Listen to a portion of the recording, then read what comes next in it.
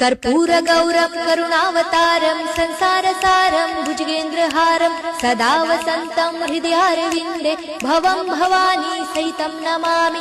मन्दारमाला कलितालकाये कपालमालं जितसुन्दराय दिव्याम्बराय च दिगम्बराय नमः शिवाय च नमः शिवाय।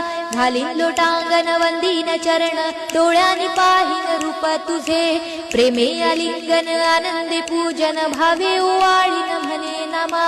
त्वमेव माता पिता त्वमेव बंधु सखा त्वमेव विद्या द्रविणं त्वमेव सर्वं मम देव।